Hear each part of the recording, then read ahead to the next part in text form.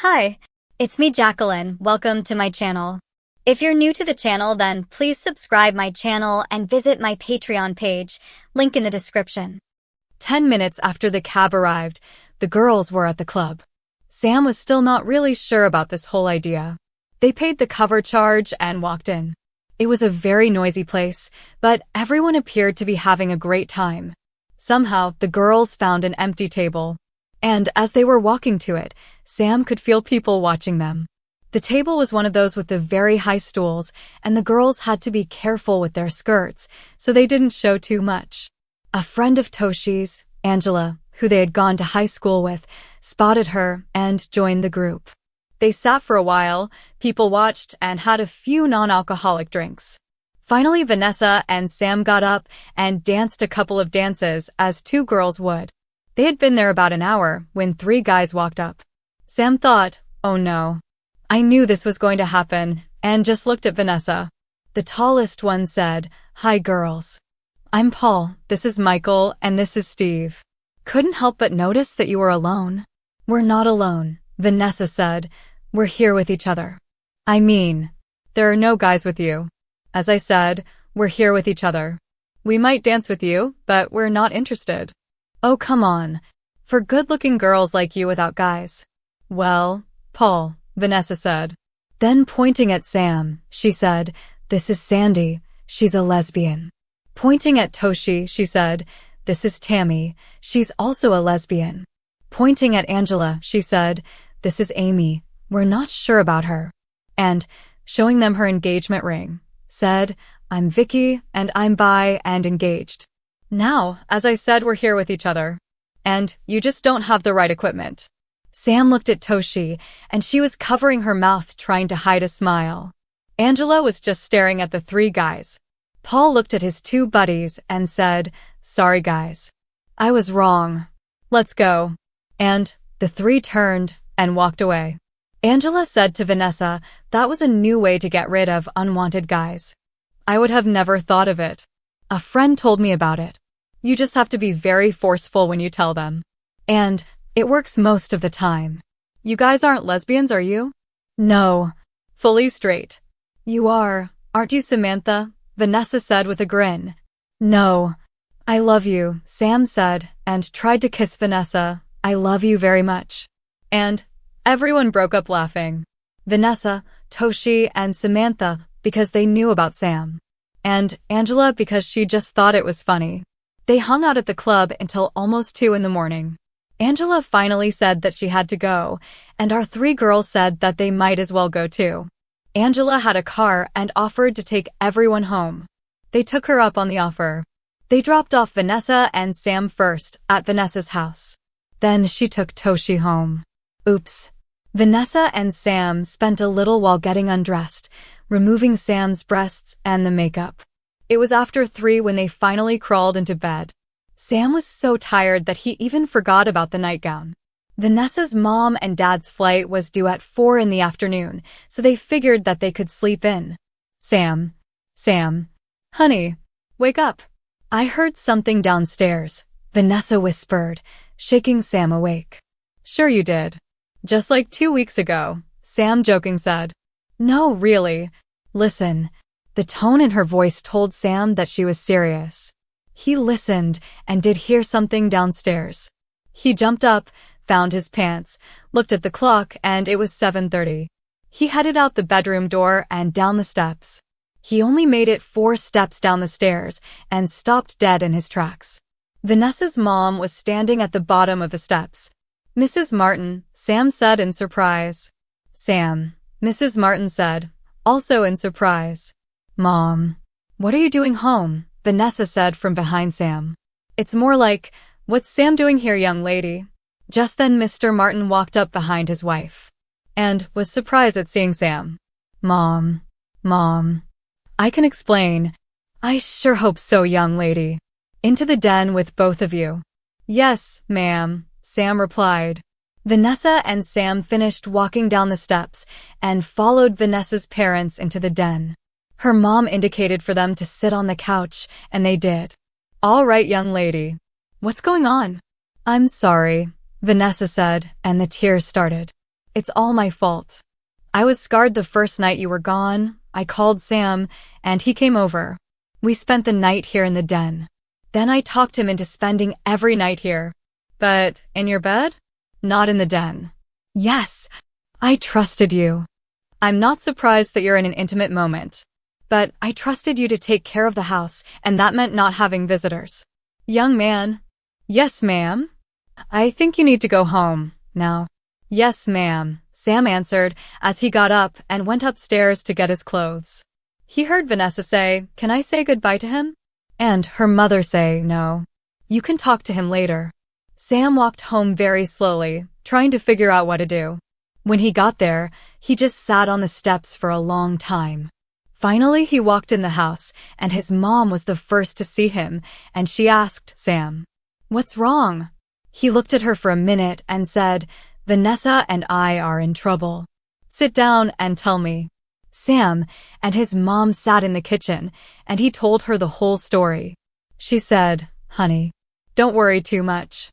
I had a talk with Vanessa's mother when the two of you went to pick up Toshi, and we both knew that she wouldn't end up spending the night with Toshi. We've both known that you've been sexually active for quite a while, and I think she may be more upset about you spending so many nights with Vanessa. I should be, but I understand your love for each other. You should wait until you're married, but your father and I didn't. So, I guess I shouldn't expect you to. You and Dad. Yes, we felt about each other, just like you and Vanessa feel. And we couldn't wait either. I just hope we haven't blown it with her mom and dad." "I don't think so." About an hour later, the phone rang. Masumi answered it. "Hello." "Hi, honey." "Yes, just a minute." "Sam, it's Vanessa." Sam took the phone and said, "Hi." "Yeah, I can do that. By the oak tree in an hour."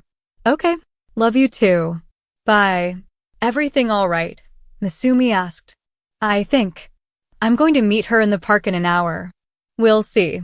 An hour later, Sam was standing by the old oak tree, and he watched Vanessa walk toward him. She walked up to him, wrapped her arms around his neck, and just hugged him. He finally whispered, "Is everything all right?" "Yes. My mom and I had a big fight.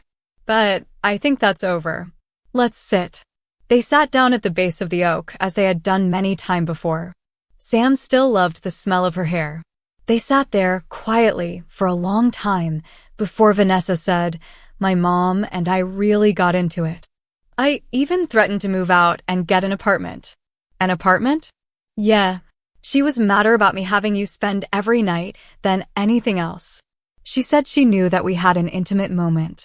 We yelled at each other for a while. But believe it or not, my dad came to my rescue." "Your dad?" "Yeah. He reminded Mom how they felt about each other when they were our age and what they did. And that they would have jumped at a chance to spend 2 weeks together.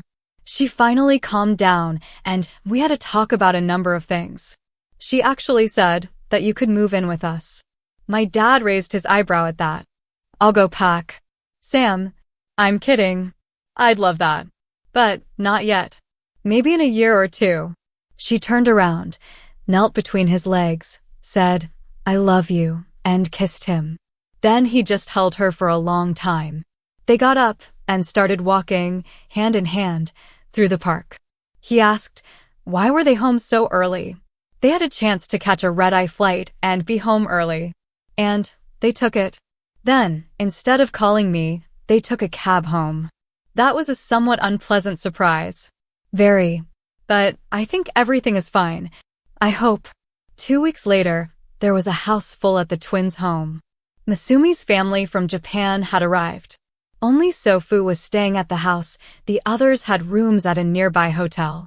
What Vanessa liked was that Aiko and Kyoko were a lot of fun, and she could practice her Japanese. Taro and David, Toshi's boyfriend, hit it off. Along with all the normal sightseeing in Washington, there was an engagement party for all the family and friends of Sam and Vanessa. They had it at a shelter in the park that the kids loved so much. It was at the end of this party, when everyone but family had left, that Vanessa hit Sam with something completely unexpected. They were talking about the wedding. When out of the blue, Vanessa said, I know my parents want to have a traditional Methodist wedding, but I would also love to have a Shinto ceremony. You want a Shinto ceremony instead of a Methodist one? Aiko asked. I'd really like to have both. And hope that Japanese part of my family can be here. That would be so nice, Masumi said. We wouldn't miss it, Akio added. Vanessa said in broken Japanese, I love you guys. As Vanessa and Sam were walking home, Sam said, You really surprised me with wanting to have a Shinto ceremony. I've been reading a lot about it, and I think it would be a great way to really become part of your family. You're something else. But one question. What? Which one of us gets to wear the wedding kimono? She playfully hit him in the arm and said, Me. Silly. The remainder of the 2 weeks flew by, and Masumi's family was back in Japan. Sam was beginning to feel very comfortable when he was Samantha. And there were a number of times that Samantha and Vanessa went out. And Vanessa just loved it when Samantha was there. It was like having a girlfriend who had to be taught how to shop, how to do makeup, how to shop, how act like a girl, how to shop. Shopping? Sam's closet now had more girls' things than boys. That fall, Sam and Vanessa took Toshi back to MIT for her sophomore year. After they had unloaded all of her boxes less than last year, she had learned. They went out for dinner and just sat and talked. They took Toshi back to her dorm and then went to their motel. That night, Sam and Vanessa just cuddled up in bed. He held her for a long time before they both fell asleep. The following morning, surprisingly, Sam was up before Vanessa, but he had a surprise for her. He had brought along another suitcase that she hadn't noticed. He took that into the bathroom with him, and after his shower, he became Samantha. He had packed some of Samantha's things, a wig, the padded panty, a bra, the breast forms, 2 different blouses, a skirt, a pair of jean shorts, and his favorite pair of sandals with a 2-inch heel. He spent some time getting his makeup just so, the wig styled to frame his face, and the proper choice of clothes. He chose a blue print peasant blouse and the shorts.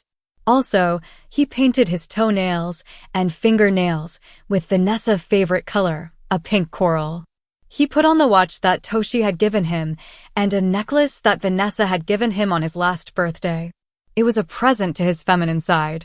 He removed a stud from each ear and replaced them with a pair of earrings that were made from silver and turquoise, and they hung down almost to his shoulders. He just loved the feeling of earrings dangling from his earlobes. Last came a couple of rings. One matched the earrings, the other looked a lot like an engagement ring. As he was coming out of the bathroom, Vanessa was just waking up. She rolled over, saw him, and smiled as he said, Good morning, sleepyhead. Good morning, Samantha. This is a surprise. I thought it might be fun to drive home as Samantha. I'd love that. Better get a move on it. We are supposed to pick Toshi up in half an hour for breakfast. You were hogging the bathroom. We could have shared. 2 girls in that small bathroom? I don't think so. He helped her up and she kissed him. Then she said, Oops. I don't want to smear your lipstick. Don't worry. I got a semi-permanent kind, just for situations like this. And he kissed her again, long and hard. They picked Toshi up, had a nice leisurely breakfast, and talked. Toshi could sense that Sam was very comfortable sitting there looking like a young woman. And that Vanessa was just as comfortable with it. And that made her happy. The trip back to Washington was uneventful. They stopped for lunch and dinner and were treated just like 2 women. At dinner, Vanessa said, I like that ring on your left hand. It is pretty, isn't it? Yes. It looks almost like an engagement ring. It's supposed to. Oh! I figured that it would help keep guys from hitting on me. Good idea. It wasn't mine. Mom came up with it. When they arrived back in Washington, they stopped first at the twins' house. And when Sam and Vanessa walked into the house, there was no reaction from Masumi or Miyuki as to how he was dressed. It was just like it was normal. Samantha changed back to Sam before walking Vanessa home. And as they walked, she asked, How did it feel, being Samantha all day? You looked very comfortable. I was, but it's hard to describe. It felt good. A little strange for that length of a time. But good. It was interesting that everyone treated me as a woman. And I'm still surprised that you put up with it like you do. I think your acceptance will always amaze me. Everyone treats you like a woman because you act like a woman. You've become very sure of yourself. I've noticed that when you're dressed as Samantha, you are different. You walk differently, you talk differently, you act differently. You actually change from a masculine Sam to a feminine Samantha. It's like two different people.